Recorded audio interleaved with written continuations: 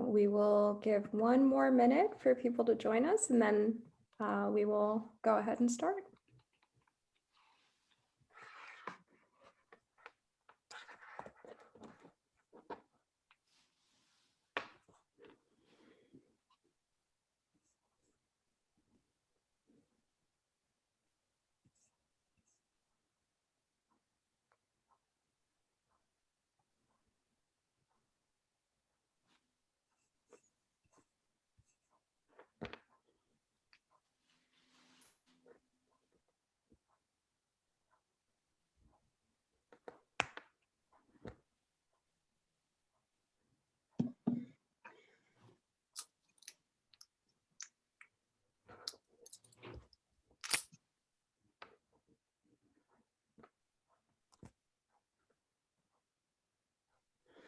Okay, good evening and welcome to Santa Cruz is Open.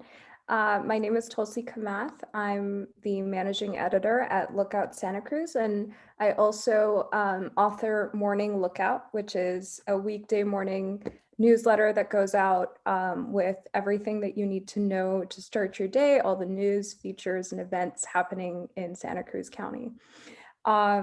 We'd like to start tonight by thanking our media partners, Visit Santa Cruz, the Santa Cruz Museum of Art and History, Event Santa Cruz, Think Local First, the Paro Valley Chamber of Commerce and Agriculture, the Downtown Santa Cruz, and Choose Santa Cruz. So I will be co-hosting tonight with the wonderful Wallace Baine. He is Lookout's city life correspondent, and he covers art and culture and profiles everything and everyone that is worth talking about in Santa Cruz. And he also writes the Here and Now column, which, by the way, if you haven't checked it out yet, I highly recommend that you do because it is great.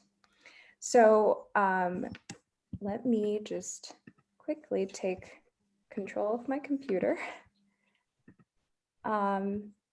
Okay, so we're joined by our four wonderful panelists. They're all leaders in different aspects and spaces of the hospitality and tourism industry in Santa Cruz County.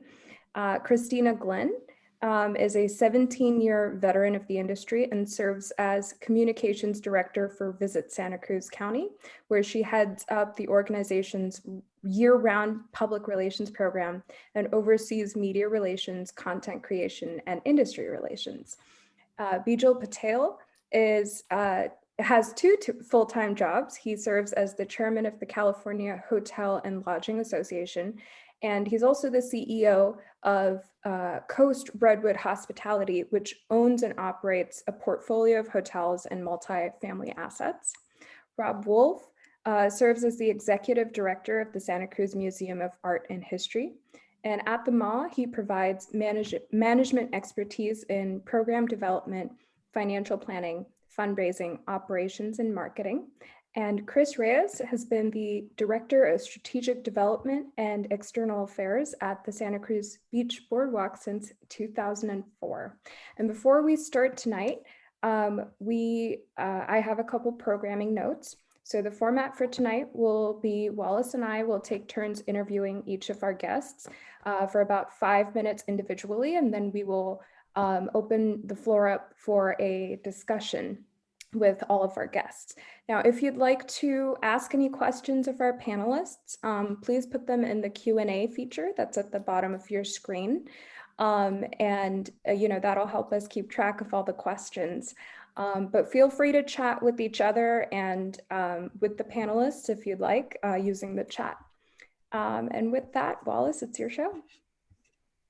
Thank you, Tulsi. I really appreciate that, that great introduction. You know, I'm going to start out this evening by telling you in the last hour or so, I thought it might be kind of fun to put on a Aloha Hawaiian shirt and make kind of a colorful cocktail, but I guess in a kind of indication of how this year has been, I looked the house over and I found I don't have any Aloha shirts anymore. I must have in some fit of I will never have fun again, must have packed them up and thrown them away or something. I don't know. And I didn't have anything to make a tropical cocktail with. So I guess that's symbolic of what we've all gone through, that we're now kind of reaching for our aloha shirts again, finally. I wanted to start to this evening to talk to Christina Glynn, or CG as her friends call her, and of Visit Santa Cruz.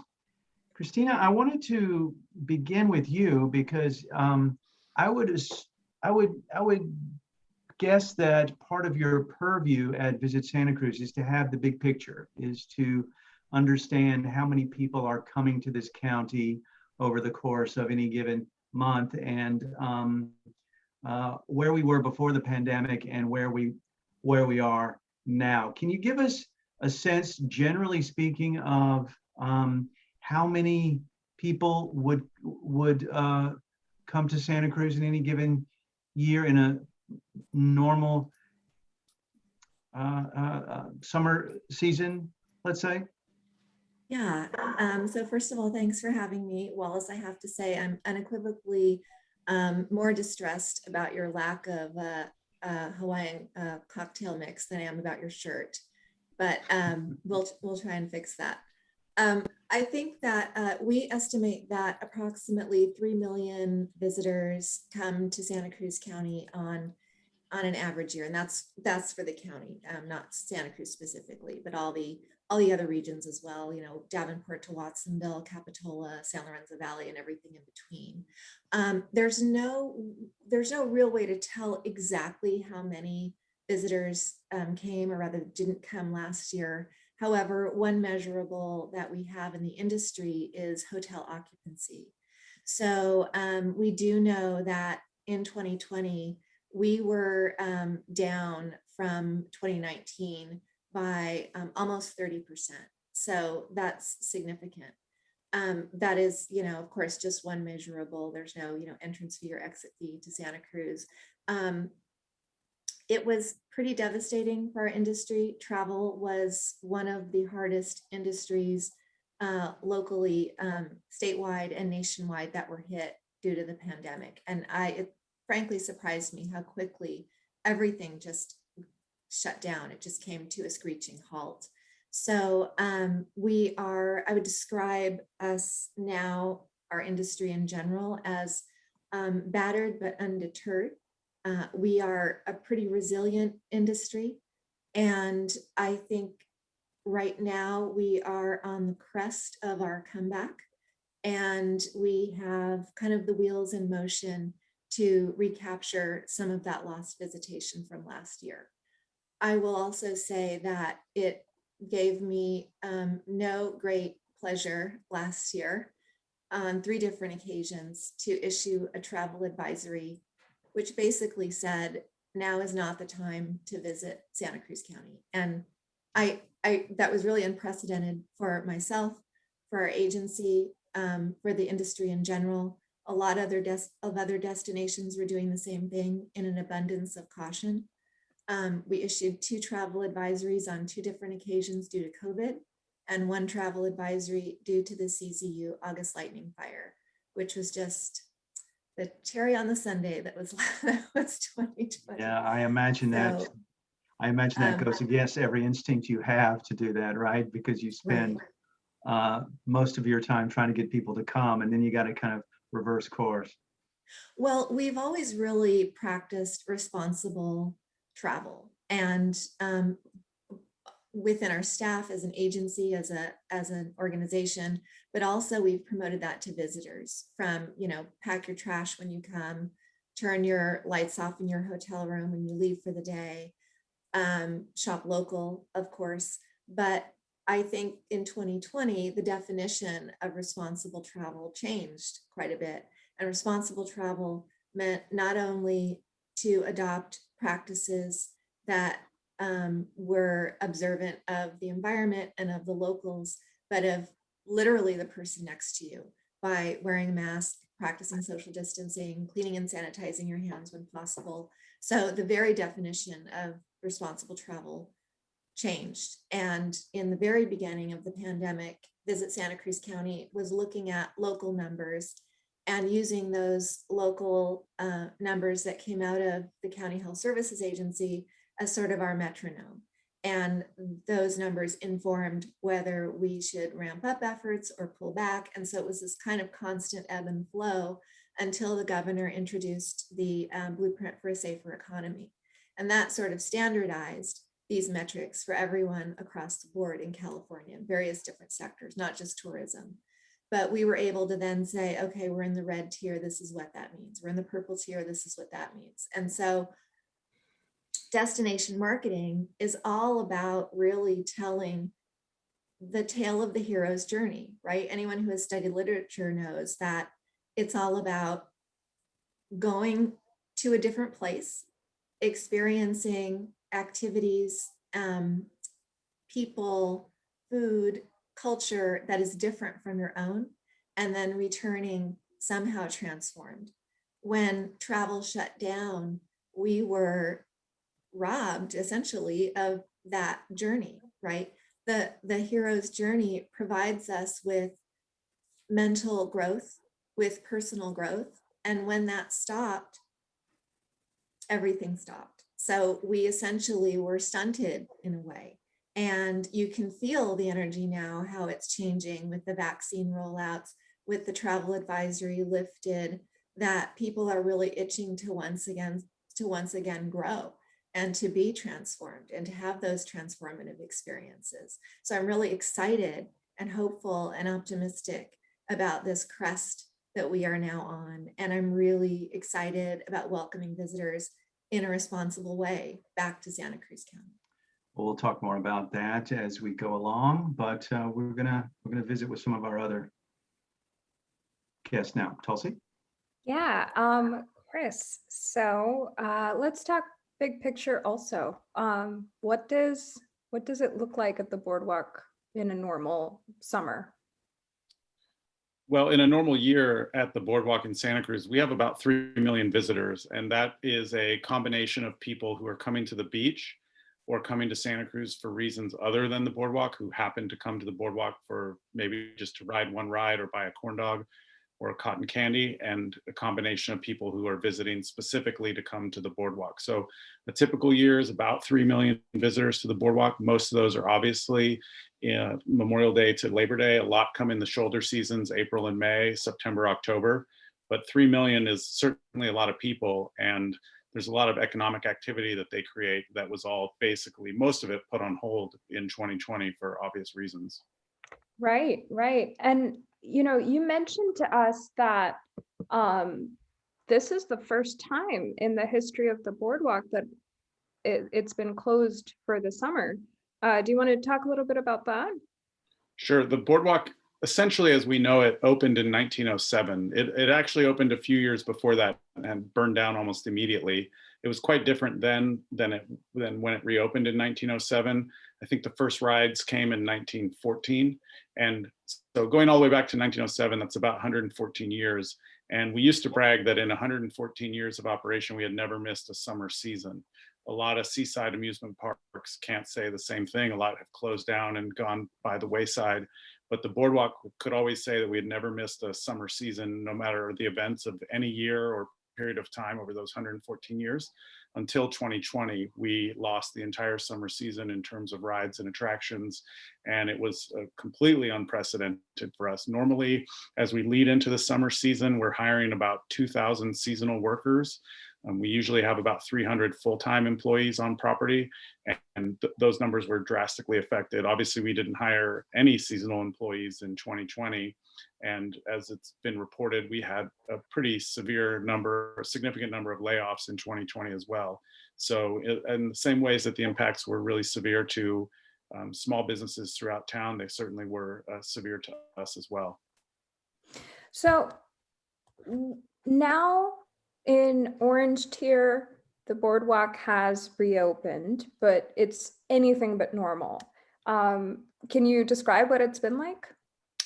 Yeah, it's been crazy, really is probably the best word for it. I mean, that's true for every business, right? We've all had to figure it out. We certainly are no different.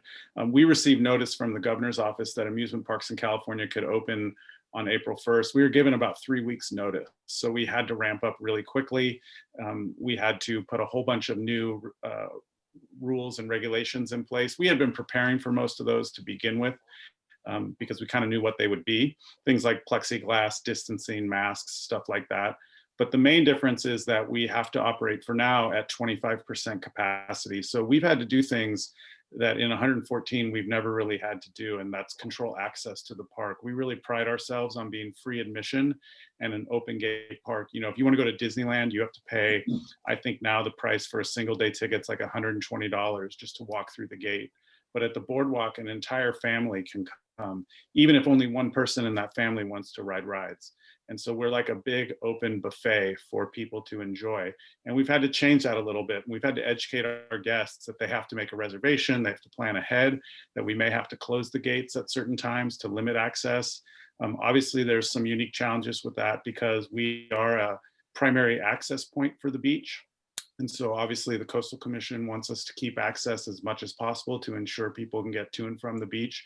So there's a whole host of challenges, and we've really had to learn a new business model for ourselves in about a month's time. And so far, since we opened on April 1st, it's worked really well. We're adapting as we go.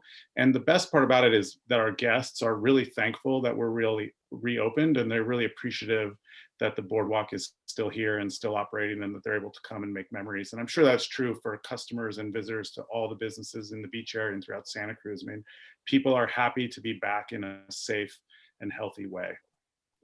Absolutely. So I would love to ask you more about, you know, what big plans you guys have for the summer, but we'll get to that in a little bit. Wallace, would you like to introduce our next guest and talk to him? Yes. Bijal Patel, you serve as chairman of the California Hotel and Lodging Association. So I'm imagining you have a pretty strong sense of of people in the hospitality industry, how they've suffered over 2020. So many of us have been distracted by our own industries and by retail and restaurants and the arts and everything else that is closed down. But hotels have taken it just as hard as anyone. Give us a sense, if you can, sort of generally the big picture in California in particular, about hotels. Have many of them sort of gone under? What has been kind of the carnage as you look over the wreckage of 2020? Yeah, it's been, I don't like to use, I'm tired of using the word unprecedented. I feel like we all, in the last year, that terminology has continually come, but I'll give you some insight. So not only am I chair of California Hotel and Lodging Association, but I am also a third generation hotelier myself. My grandfather got into the business in the early 1970s. We've had 44 years of hotel operations, and I'm fortunate to still have my grandfather around. And when I talk to him, our family has been through oil crises, wars, 9/11, you name it, right? But we have not seen in 44 years a year like 2020. And I think that's really telling as to the suffering of kind of the industry. We've had to let go of about 100,000 hospitality workers, and then a 250,000, so about 250,000 hotel supported jobs as a state. And that's from an Oxford economics poll that we did in October 2020. So that doesn't even capture probably the last 3 months of 2020 when we went into another lockdown in December. But there have been some wins along the way, and I'm really proud of my industry for stepping up. We were immediately restricted to renting to essential travelers only, but we kind of almost went back to our roots. And the roots of the hotel industry is to provide shelter to those when they're most in need. And I think, we quickly stepped up to the game here. If you all remember that cruise ship that was going up and down the coast in March, and nobody wanted to host them, and no city wanted to take responsibility for that. It was a group of CHLA hotels that stepped up and said, hey, we'll take these cruise ship travelers. And from there, you know, it really kind of turned into, we suddenly became these beacons of providing shelter and you know, places for people to safely quarantine and self-isolate. And actually at our hotels here in Santa Cruz, I mean, I had an elderly gentleman who just lost his wife, sold his house, and literally a week before pandemic, he was supposed to be looking at new housing, and he basically got stuck. I mean, couldn't get into a nursing home, couldn't find accommodation, and he ended up staying at our hotel for 6 weeks, you know, for at the beginning of the pandemic. And it's stories like that where, you know, our industry really tried to rally and provide as much support as possible to our first responders, our essential workers, infrastructure workers.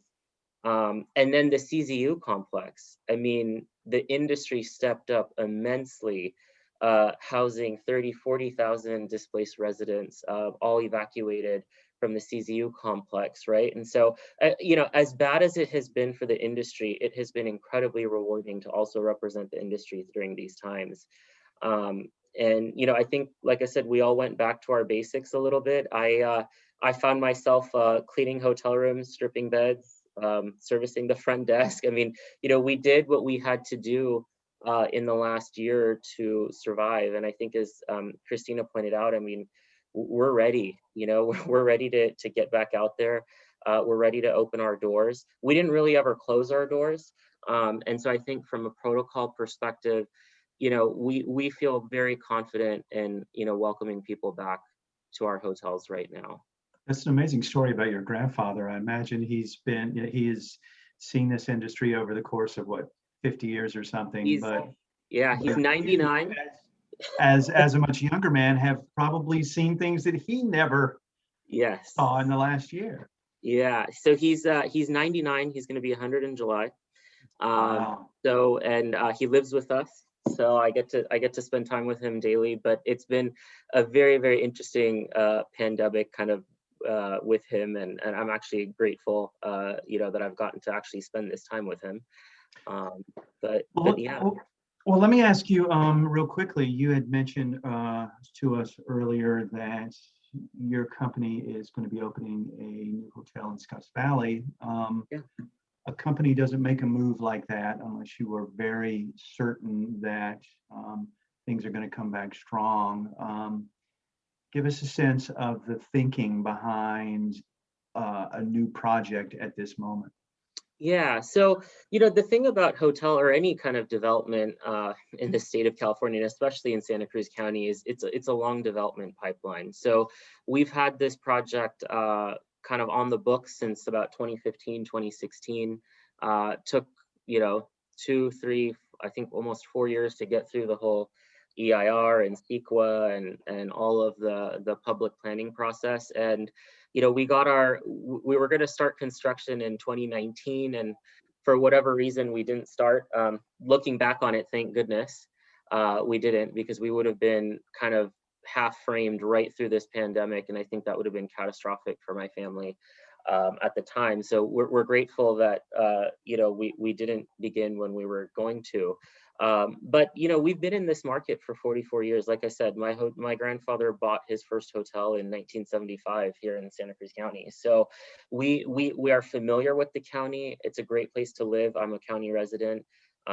Great place to do business, raise a family, and I think, you know, it's us as the local industry here doubling down, you know, in our neighborhood, in our communities. And I think hotels provide transient occupancy tax, a significant amount of transient occupancy taxes. I don't know the exact amount for Santa Cruz County, but I can tell you statewide in 2019, from a Visit California study, 382 municipalities across the state of California collected $2.6 billion worth of transient occupancy tax dollars generated by the hotel stays to provide for general fund services. So that's, you know, municipalities are able to use that to fund their fire departments and their police departments, and you know, provide general services to their citizens. And I think that's an aspect of the hotel industry, giving back to the communities that is kind of overlooked. A lot of times it's not something, you know, a lot of people see the hotel taxes on their bill when they check out, but they don't understand kind of what all those taxes go to. But a lot of those dollars that are generated at hotels actually do stay locally. They're not given to the state. They're not given to the federal government. Those dollars do come back. So I think, you know, hotels are an important part of our local economy because they provide shelter when our neighborhoods and our communities are in need. They provide tax generation. And I think they're really great partners to have in the industry here. Well, thanks for joining us tonight, and we'll hear more about that later. And I'm going to pass it off to Tulsi once more. Thank you. So, Rob, I have to say, one of my favorite things in the world is museums. Museums and bookstores are my happy places. And I can't tell you how thrilled I was when Ken Doctor, who's Lookout CEO, told me that we would be having office space on the 4th floor of the MA. It's just fantastic. But I was so disappointed when I got here to find out that I can't go in. So, you know, I'm still waiting. I can't wait to go in. But I'm sure it must have been very different running a museum in the middle of a pandemic. Let's talk a little bit about that. Yes, I would agree with you. It's weird to run a museum during a pandemic. Listen, you know, my story is a little different too, because I actually started on the job 3 weeks before the pandemic hit. And so it's been a unique year for me, just trying to get to know the community and trying to get to know the organization. And as Christina said, you know, about her industry, you know, the arts sector, you know, has been incredibly hit hard, and particularly a lot of our friends and colleagues in the performing arts. We've used this time at the MA really to just go deep and do a lot of planning and figure out what this looks like, because in many ways, like many of my colleagues around this call, you know, we are redefining our sector as we speak. And museums, for a lot of reasons, are not going to be what they were a year ago, or I should say a year and a half ago. I'll say this, though, I feel privileged to be a part of this organization. I feel lucky. You know, the MA has always been, not has always, but recently very comfortable outside its four walls. And I think for us during the past year, that has proved to be an asset for us. Because we were able to be in virtual space, we were able to be in outdoor spaces, we were able to animate the cemetery, we were able to just really be creative, and so it's been a really unique ride. Similar to what Kris said, we opened to 25% as soon as we hit red tier. But you know, those are really limited capacities for us. That means 6 people coming into the museum, 10,000 square feet. You know, so you have the museum to yourself, and as soon as those 6 people leave, we spend a half an hour cleaning it. So for us, it becomes a whole new way of doing business and what that means. But you know, I feel we are strong, and we will come out of this, and we will do what we do, and we will work with our partners and our colleagues and other arts organizations really to be resilient. So what are some of the plans to draw people in as things reopen? You know, I get the sense that the MA and Abbott Square are kind of quite a bit of a hub in town, and it's been nice to see you know, more and more people in the MA milling around. I'm sorry, in Abbott Square milling around. But what are your plans to get more people inside the museum again? Well, actually, it's not, right? I mean, I think we're comfortable being outside our 4 walls. I mean, yes, we look forward to opening the doors and having people in, but we are really focused on what the next year, next 2 years look like. And I know this conversation is about tourism, and for us, that's a part of the creative economy, and using the creative economy to drive tourism, to help with place identity, to invigorate the entrepreneurial system, all of that. So for us, we've been planning, like I said, and we'll be launching 2 new biennial festivals that'll be rotating every year, and we'll start that this fall. They're free festivals. They'll be downtown. There'll be 4 nights. But a way to sort of encourage not only local folks to enjoy what we do, but really hopefully to drive some traffic into town as well. And I think also investing in the content of what we're doing at the museum, really looking at what that exhibition schedule looks like, looking at how we engage the community more, and just really trying to be mindful of resources. But still, at the end of the day, telling the stories of Santa Cruz County. So even though we expand a little bit more into the visitor experience or the guest experience, we're still telling the stories of our community, and just trying to do that in a little bit different way. That sounds fantastic. So what about physical changes? You said, 6 people in the museum, and then you have to set about cleaning everything. And you're talking about, being outdoors a lot and going beyond your four walls. What kind of challenges do these things pose? Money, but I mean, it kind of comes down to resources. And I think it's for us, for particularly our frontline team and our operations team, just it's constantly changing too. We think we've got it dialed in. We think we know what the technology is, and all of a sudden, there's something else new that comes into the fold. So I think just really being nimble and agile and going with it, and being transparent that we're still learning, and that we don't have all the answers. I would say for us, unlike a number of other bigger museums, we are intentionally taking it slow. So we are not rushing to, get to that 100% capacity. We want our guests to feel safe, and we also want to feel safe. I want the team at the MA to feel safe with what they're doing. But it is great to see some of the activity coming back to Abbott Square. And we're always thinking through how we can best leverage that to the museum's benefit, but still really being mindful of safety, and making sure that we have all of our protocols in place. Absolutely. Sounds like a lot of work, but a lot of rewarding work. I think, Wallace, it's time for us to open up the discussion to the whole group.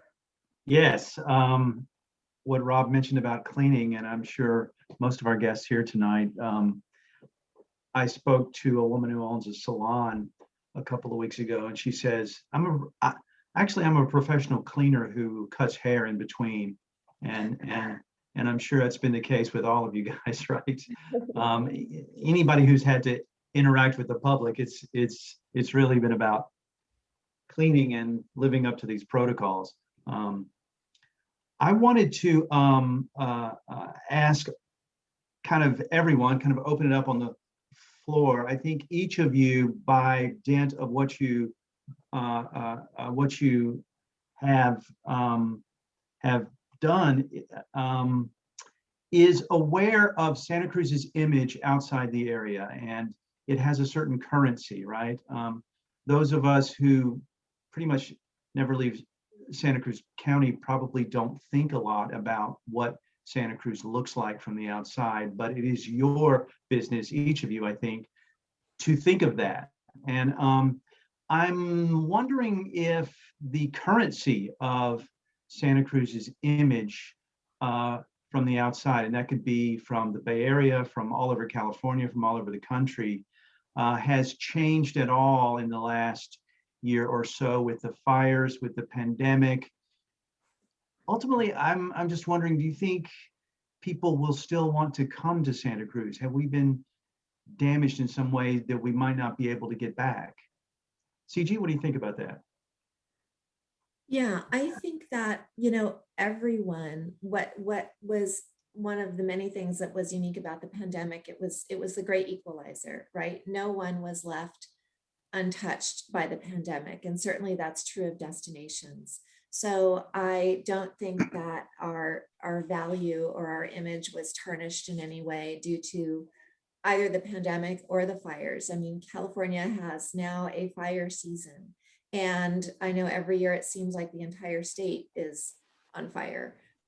So it's something that we work very closely with Visit California on in terms of messaging, and we did so with the pandemic as well. Santa Cruz really has a special place in everyone's life. I mean, you know, people, you talk about Santa Cruz and people have fond memories of, you know, that's where they grew up, or that's where they went to visit their grandmother, or that's where they went to school. So it really is the quintessential California beach experience. And one of the things that we talk about to the media, travel journalists, to visitors, to travel trade, is the fact that, you know, we are very diverse in terms of what we have to offer, as in terms of visitor experiences. So I think that will always be unique to us. So, you know, I don't think we were impacted by the pandemic or the fires or anything else any more than other destinations were. Anyone else have any ideas about what Santa Cruz looks like from the outside after this? I can add to that a little bit. I mean, I would just say that Santa Cruz is cool, and it's as cool as it's ever been in the eyes of people that come here. I mean, we don't have enough employees to run all the rides at the boardwalk right now. So people like myself, our park president, our HR director, we're all out in the park operating the rides, and we've all been trained and we know how to do it. So I've watched guests come into the boardwalk for the last week and a half, and they love being in Santa Cruz. They love Santa Cruz. They think Santa Cruz is cool because it's beautiful. They think Santa Cruz is cool because it's fun. And they think Santa Cruz is cool because it's weird. And I'll tell you, these teenagers that come to Santa Cruz, preteens, teenagers, kids in their 20s, they want nothing more than to go home with something that says Santa Cruz on it, because that's a way of telling all their friends that they were in Santa Cruz. So Santa Cruz to me is as cool as it's ever been.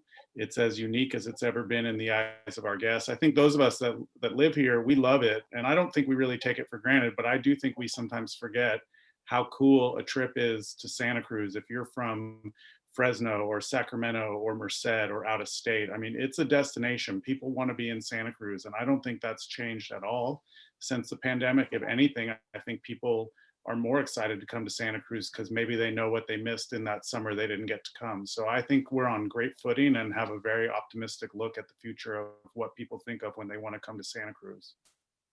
Yeah, I'll just add to that. I mean, both extremely well said, and kind of what CG mentioned. I mean, there's so much diversity of options of experience in Santa Cruz County, right? So we have the beautiful redwoods.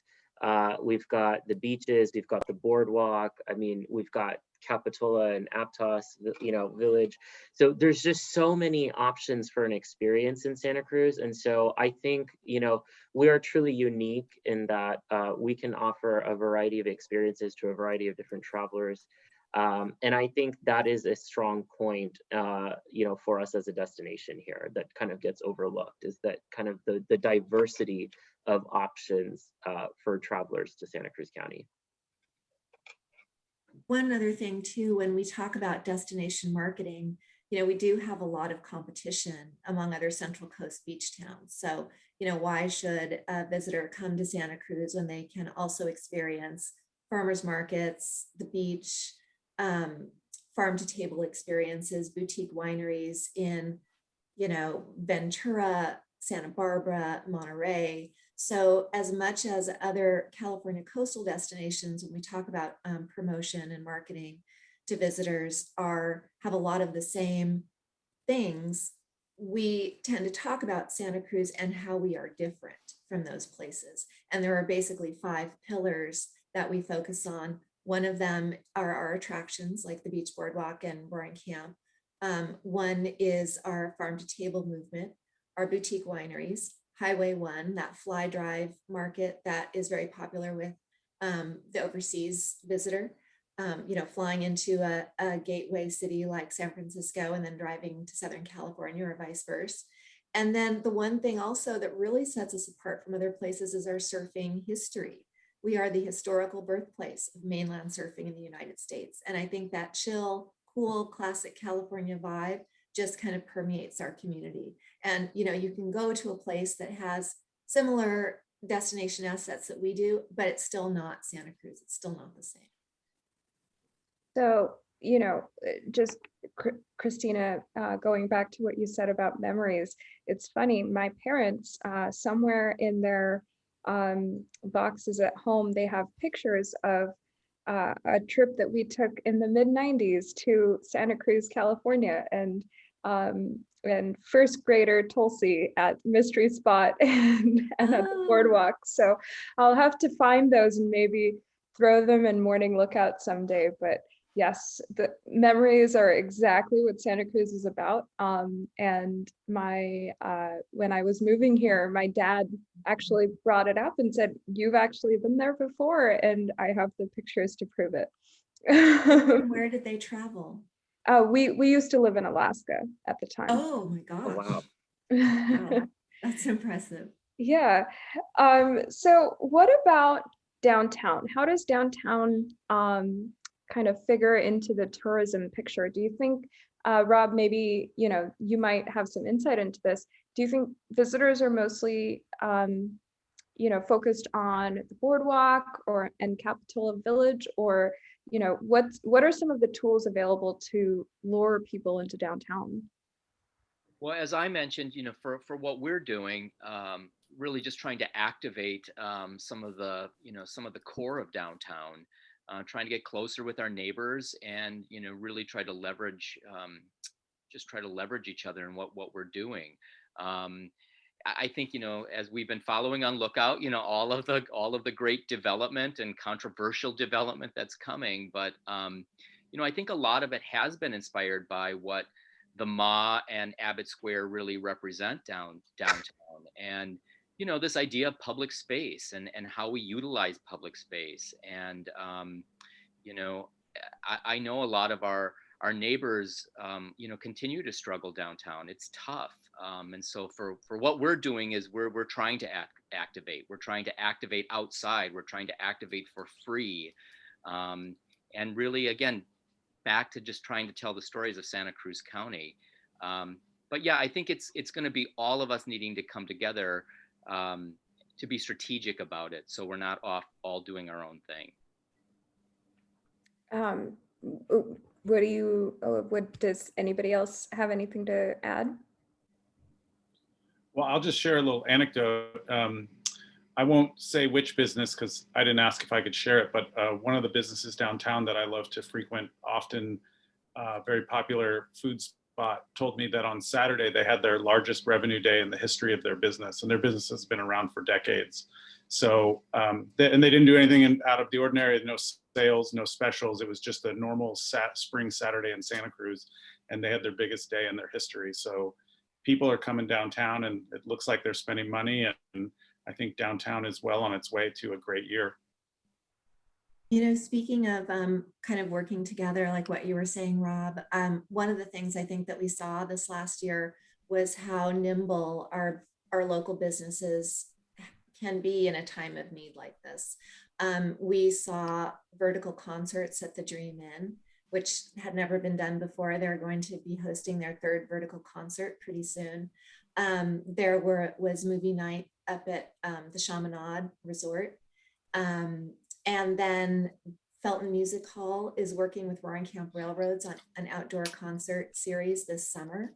So, people have gotten very creative when they had to be, when the need arose for the focus on outdoor activities. And I think that is one of the things that is so great about the tourism industry, that we are very resourceful and we work with what we have. And Bijal's story about the gentleman that they hosted for 6 weeks, I mean, I really think that illustrates the true essence of what hospitality is all about. Let me ask you guys a philosophical question, kind of, I guess. There's been a lot of talk about 100 years ago when the Spanish flu, a pandemic happened, that turned into the Roaring '20s.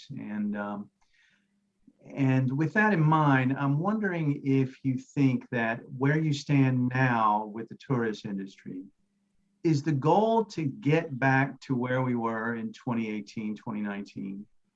Or are things going to be fundamentally changed? You mentioned the vertical concerts. I mean, there are new things happening that did not happen before the pandemic.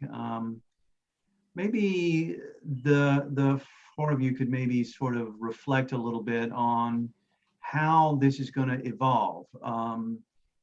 Do we want to get back to where we were before, or do we want to go to another place, I guess is what I'm trying to ask. So I mean, the pandemic's been tough, especially for hospitality. I mean, we wiped out 10 years of job growth in the hotel industry in the last year. So that's going to be a tremendous challenge for us.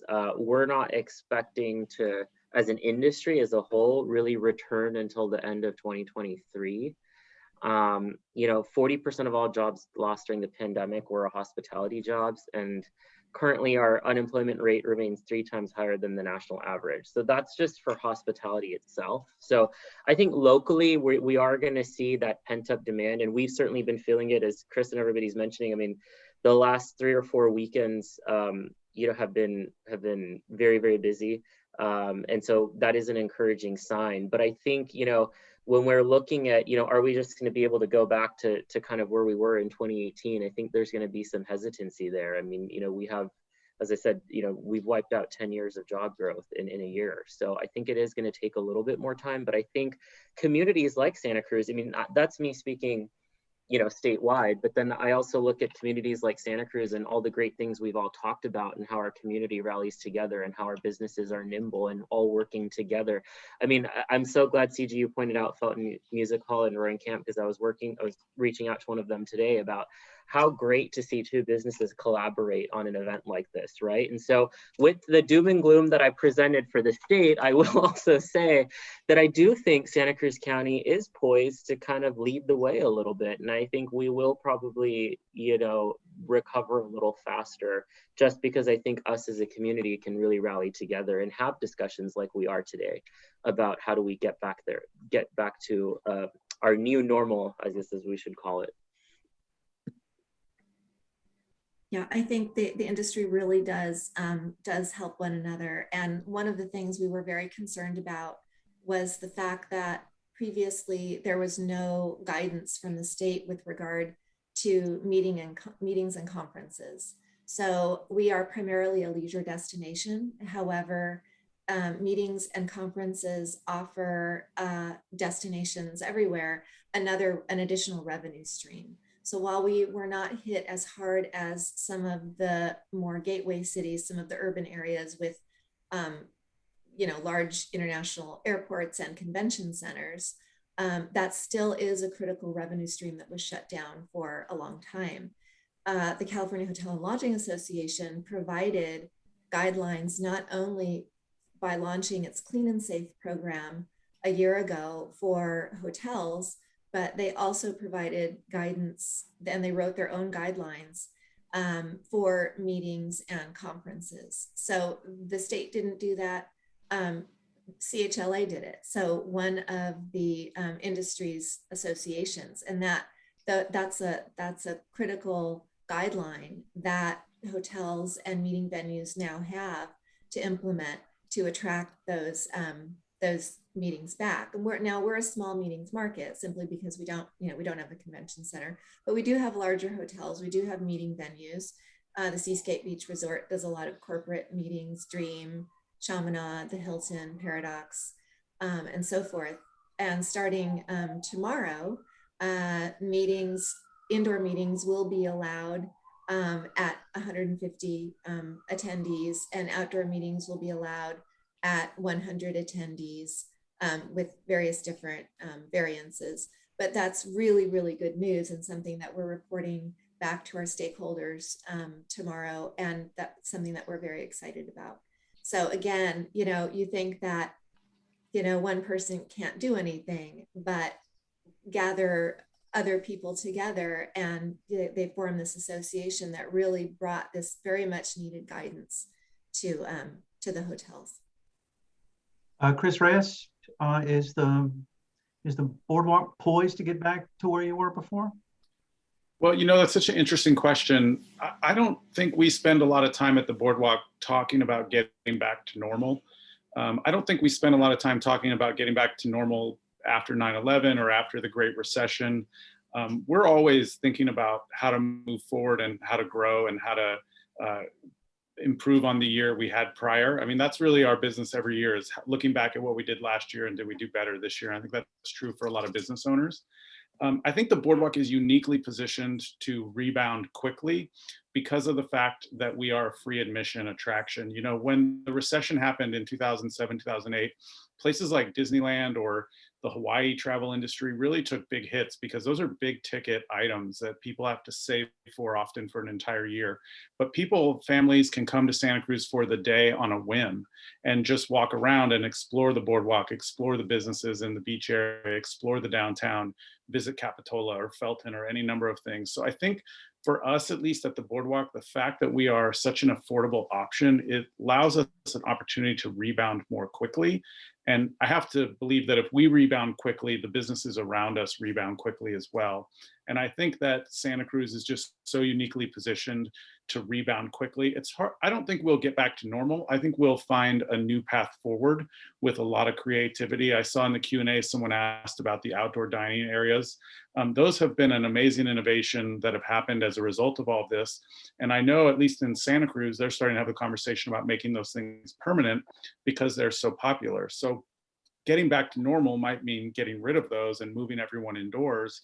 Perhaps as we find a new reality, we stay outdoors in a lot of ways and grow and succeed in ways we didn't imagine or thought were too difficult before. So we don't spend a lot of time thinking about how to get back to normal. We think about how to move ahead and how to continue to grow our business and how to welcome people back to Santa Cruz. And I think by doing that, ultimately where we get back to is a place that does feel normal and what it was like pre-pandemic.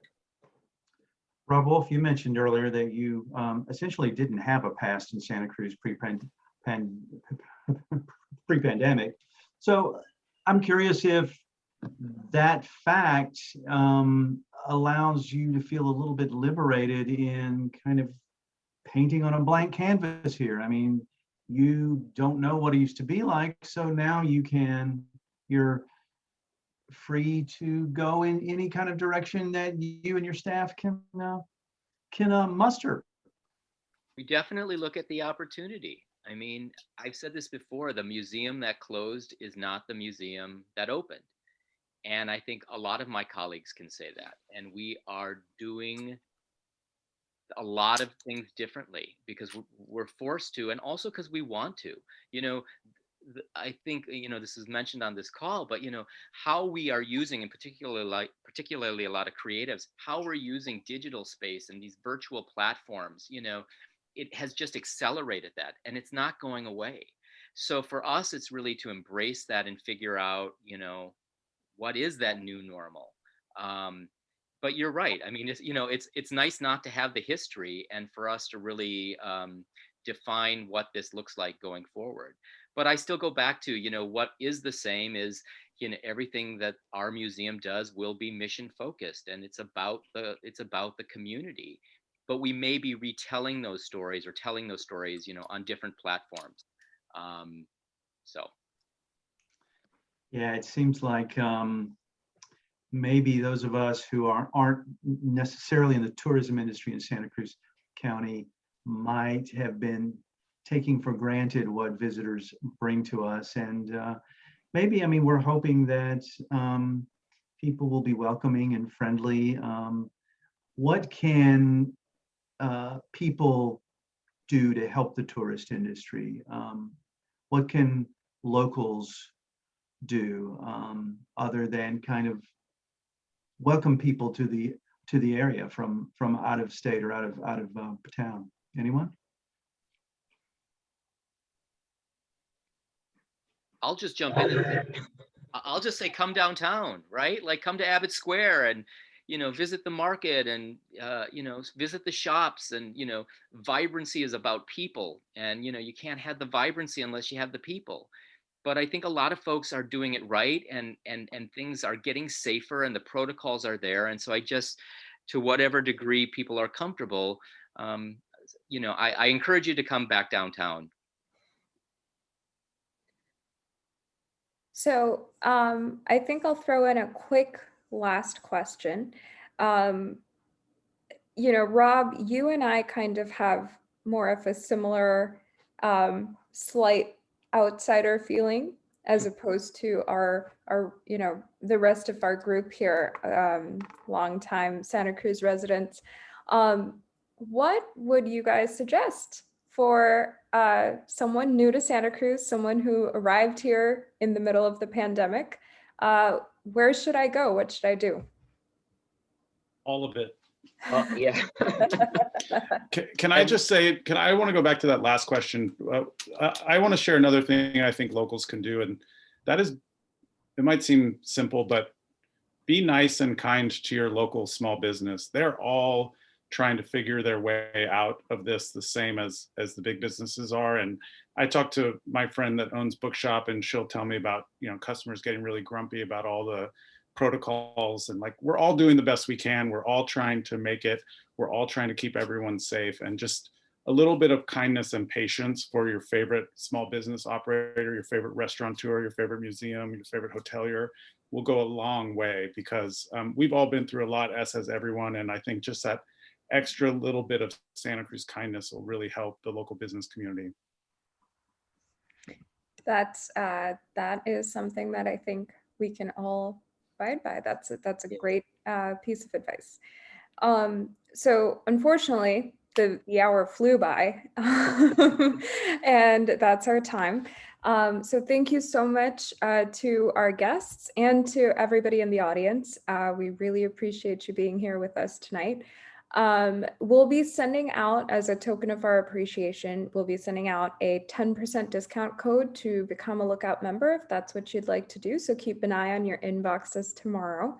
And of course, a quick thanks to our media partners for this event. Thank you to Visit Santa Cruz, the Santa Cruz Museum of Art and History, Event Santa Cruz, Think Local First, the Pajaro Valley Chamber of Commerce and Agriculture, Downtown Santa Cruz, and Choose Santa Cruz. Thank you again for joining us, and we look forward to seeing you all in our next event. Have a great evening. Thank you all. Thank you. Thank you.